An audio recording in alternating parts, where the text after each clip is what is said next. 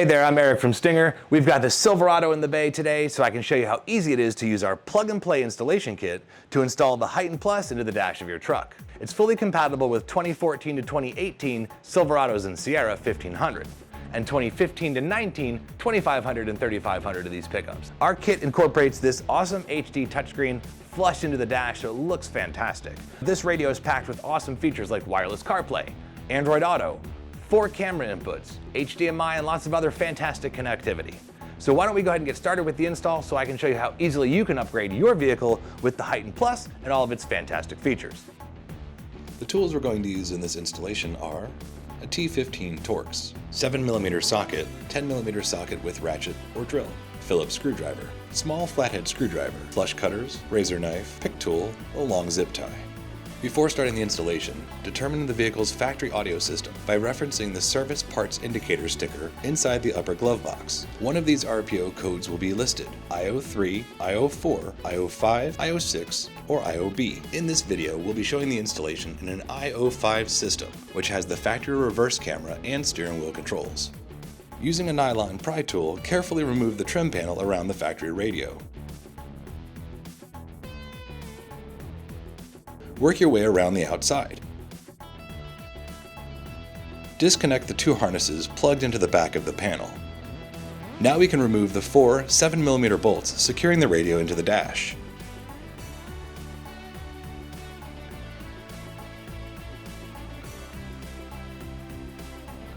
Then, by carefully pulling out on both sides, we can remove the display from the dash.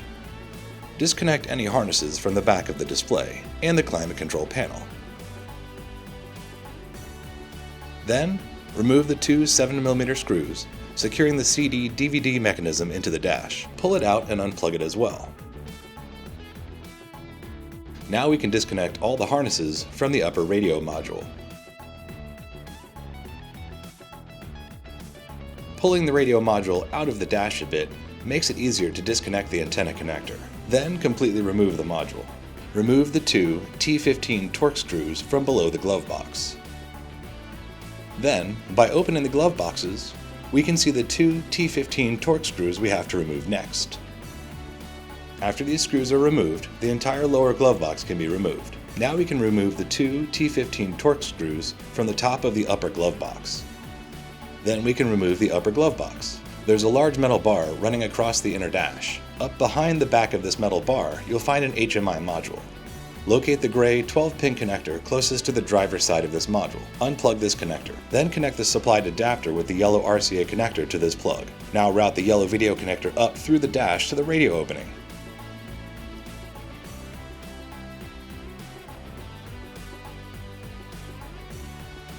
Now we'll want to remove the 2 covers on the passenger side A-pillar. You might find that some pry tools won't fit under the panel. Using a small, slim pry tool will help you remove the panel to gain access to the 10mm bolts. Now we can remove the 2 10mm bolts. Carefully grab on the pry handle and remove it from the vehicle. Place the GPS antenna on the dash near the windshield. Then, using a long zip tie, route the GPS cable down the A-pillar to the glove box area.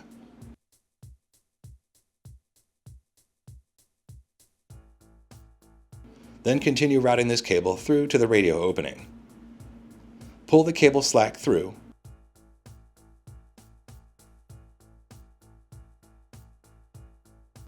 Twist it into a large loop. Then twist it into a figure 8 and fold it back onto itself. Then secure this ring with zip ties and trim off the excess of the zip ties. Remove the 2 T15 Torx screws from the bottom edge of the storage compartment.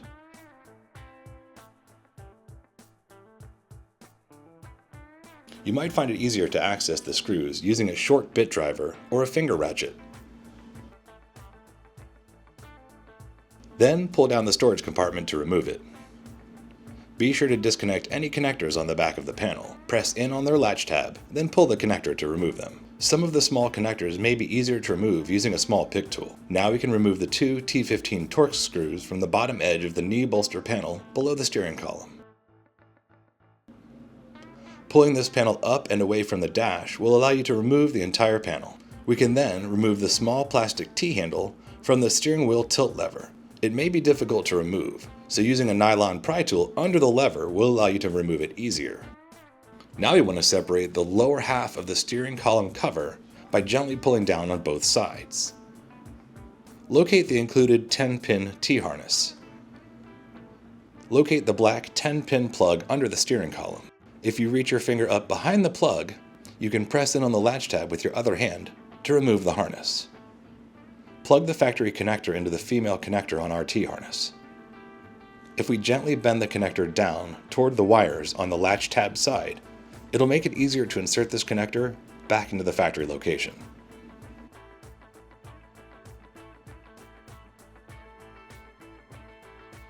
Then route the T-harness back along the factory wiring and secure it with a zip tie.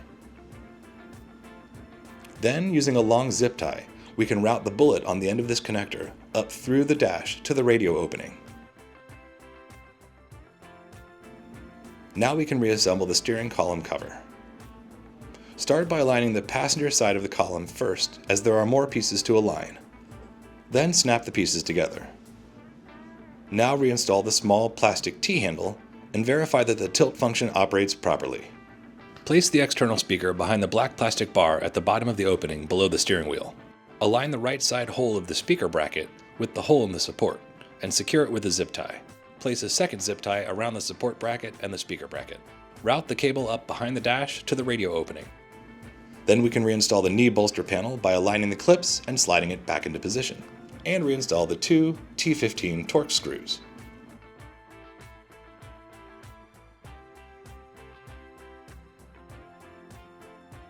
Now on the bench, we can set down a soft surface. Then we can set the OEM storage compartment down so we can remove the power outlet. Looking inside the power outlet, you can see two small black plastic latch tabs. Using a pick tool inside or outside the outlet, you can access these latch tabs. While pressing on the back of the power outlet, you can press it out of the front of the panel.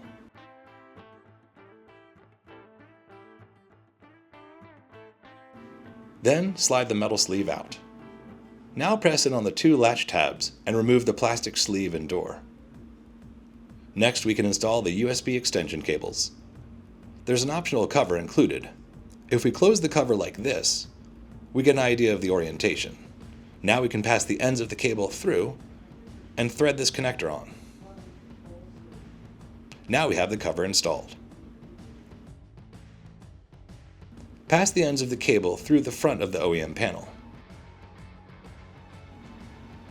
Now we have the option to mount the USB ports with the cover where it opens up or opens down. There are two washers included. We'll use the one with the flange first. Pass this over the ends of the cables and thread it all the way onto the body of the USB connector.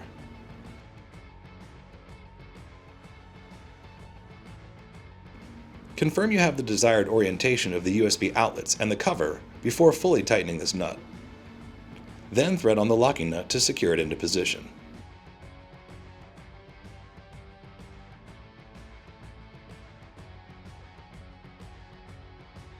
Now we want to connect our main vehicle harness to the radio replacement module. There's a single connector on the end of the harness, which plugs into the single connector on the side of the radio module.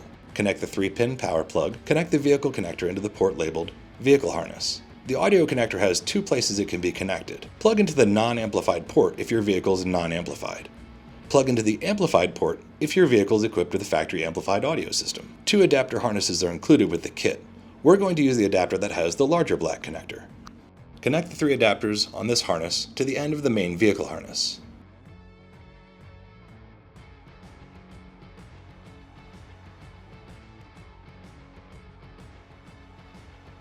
Connect the small 3-pin connector into the pack link module. The 10-pin to 10-pin extension cable is the same on both ends. Connect either end into either port on the pack link module. Then connect the other end of this cable in the port labeled expansion port. Find the small black heat shrink covered module labeled RPA VA1. Connect this onto the small connector at the end of the vehicle harness. This harness also has a blue wire with white stripe, which can be used for a remote turn-on to turn on aftermarket amplifiers. The red and black accessory power leads are provided for connecting lighting or additional cameras. On the 16-pin AV input harness, locate the yellow RCA labeled reverse camera in. Plug in the male yellow RCA connector from the vehicle harness. There's a 3.5mm connector labeled external mic. If you install the external microphone, we'll connect it here in the vehicle. Locate the red and white RCAs on the vehicle harness and plug them into the corresponding RCAs on the harness labeled aux audio in. Pass a small zip tie through the back of the PAC-Link module and secure it to the vehicle wiring harness. Carefully set the factory radio display down on the soft surface. Using a small pick tool or flathead screwdriver, disengage the 7 clips securing the climate control assembly into the panel.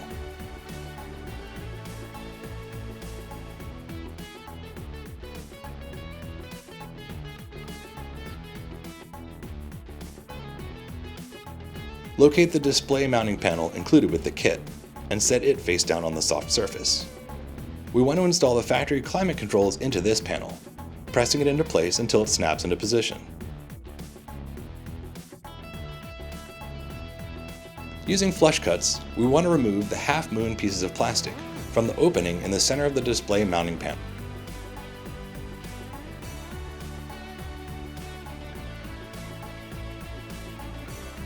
Then use a razor knife to ensure that the edges are clean. Align the back of the display mounting panel with the back of the display. Then install the 4 M4x12 screws. If you lift the display and press it into the mounting panel, you might find it easier to install the mounting screws. The LVDS display cable is the same on both ends. Slide either end of the LVDS cable into the back of the display. Be sure to route the cable down through the split rubber ring at the bottom of the opening. There are tabs on the back of the cover that align with the notches on the back of the display. Align these tabs, then slide the cover into position. Finally, using a small Phillips screwdriver, install the M2.6 by 6.5 screw. Locate the small hardware pack with the 2 clips. Attach these clips to the mounting tabs on either side of the display mounting panel. Now locate the 2 side mounting brackets. Align the mounting bracket so that the tab is on the side of the radio module with all of the connectors. Then secure the bracket to the radio module using 2 M5x10 screws. Then repeat this process with the other bracket on the other side of the module. The small hardware pack containing 2 Phillips screws will be used to install this module into the truck. Bring the storage compartment with the USB extension cables into the vehicle. Route the extension cables up through the dash into the radio opening. If your truck is equipped with a power outlet, you'll need to reconnect those power connections. The plug for the 12-volt power outlet will not be reconnected because we've replaced that outlet with the dual USB connections. Slide this panel back into position and snap it into the dash.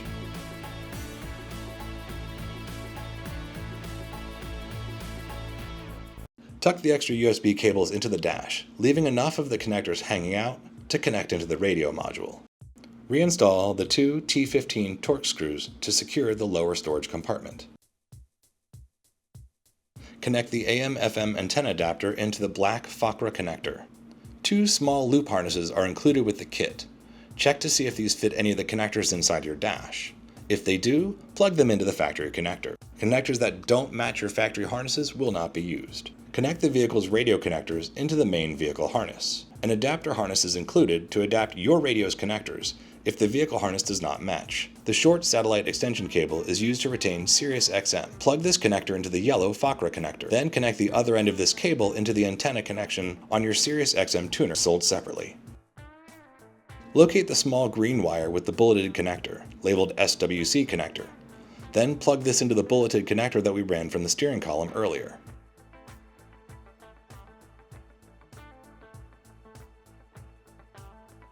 Ensure that the yellow reverse camera input harness is plugged into the yellow RCA cable labeled camera.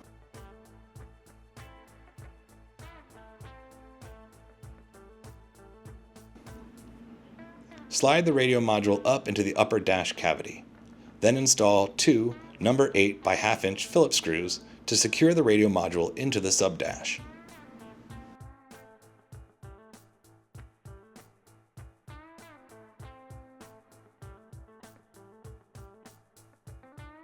Plug the AM/FM antenna adapter into the port labeled ANT.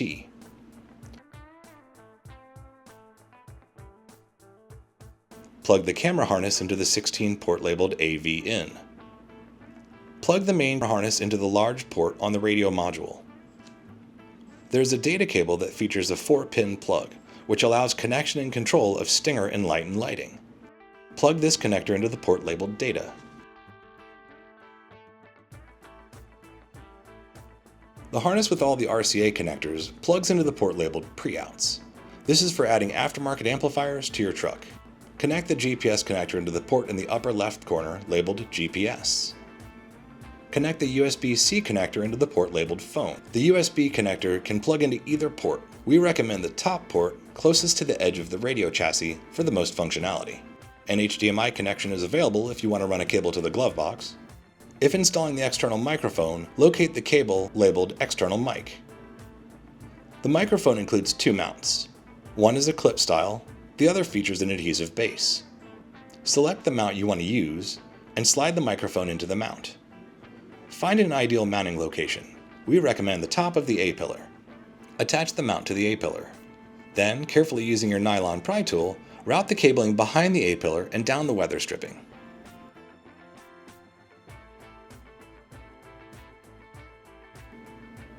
The optional windscreen can prevent wind noise from affecting your microphone's performance. Removing the plastic sail panel from the side of the dash will allow you to route the cable behind the dash to the radio opening. Using a long zip tie, route the cable behind the dash panel to the radio opening. Plug the 3.5mm connector into the black cable labeled Mic. Connect the 2-pin plug from the chime speaker into the connector near the radio module labeled External Speaker. Now we can turn the truck on and perform a quick functionality test. Verify you get AM/FM reception. Verify steering wheel controls operate correctly, including seek and volume. Shift the truck into reverse and confirm that the reverse camera displays on the radio. Now that we've verified proper functionality, we can turn the truck off and reinstall the vehicle panels in the opposite order from which we removed them.